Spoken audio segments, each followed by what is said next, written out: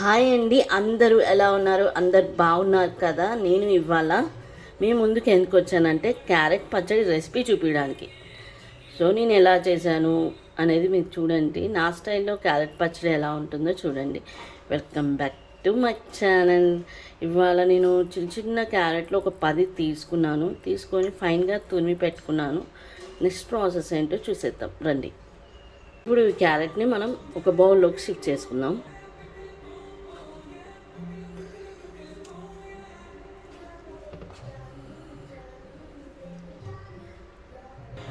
ఒక బౌల్లో తీసుకున్నాం కదా, ఇప్పుడు మనం ఉప్పు అండ్ కారం తగినంతగా వేసుకున్నాము. నేను 1 స్పూన్ తీసుకుంటున్నాను.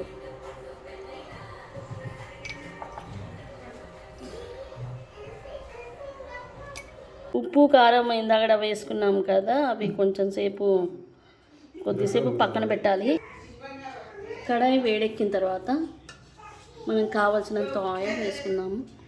కొంచెం ఎక్కువ వేసుకోవాలి, పచ్చడి కదా. ఓకేనా? నేను 2.5 బాగు పోసాను.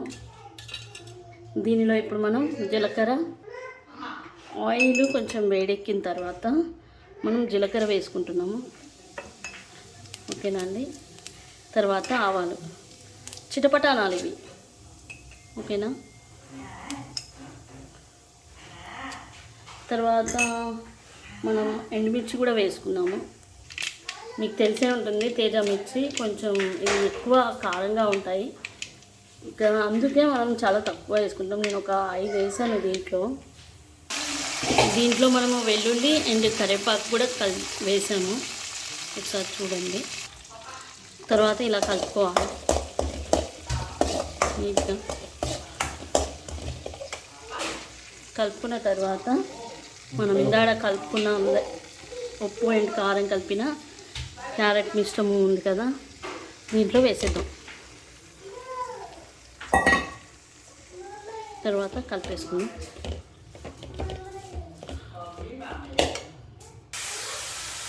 మధ్యలో కొంచెం పక్కకనేసి దీంట్లో పసుపు వేసుకుందాం. ఇందాక పసుపు వేయడం మర్చిపోయాను. మధ్యలో పసుపు వేసి ఇలా కలుపుకుందాం. సో పసుపు వేసిన తర్వాత ఇలా కలుపుకోవాలి. కొంచెం మగ్గనివ్వాలి క్యారెట్ని. ఓకేనండి?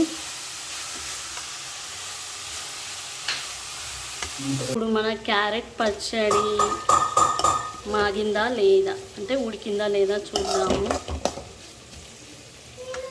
ఓకే, పర్లేదు. ఒక 5 మినిట్స్ ఉంచుదాము. 5 మినిట్స్ ఉంచుదాము ఇలానే. కొంచెం మాగిన తర్వాత నిమ్మకాయ పులుసు వేసుకుందాం. ఓకేనా? క్యారెట్ పచ్చడి ఉడికింది కదా, మాగింది. సో ఇప్పుడు ఏంటంటే నిమ్మకాయలు పిండి వేసుకుందాం. కొంచెం చల్లారిన తర్వాత నిమ్మకాయలు పిండి వేసుకోవాలి. ఇప్పుడు నిమ్మకాయ పిండుతున్నాం అనమాట. చల్లారిన తర్వాత కొంచెం నిమ్మకాయ పిండి వేసాం. కమ్మగా పుల్లగా చాలా బాగుంటుంది క్యారెట్ పచ్చడి. మీరు ట్రై చేయండి.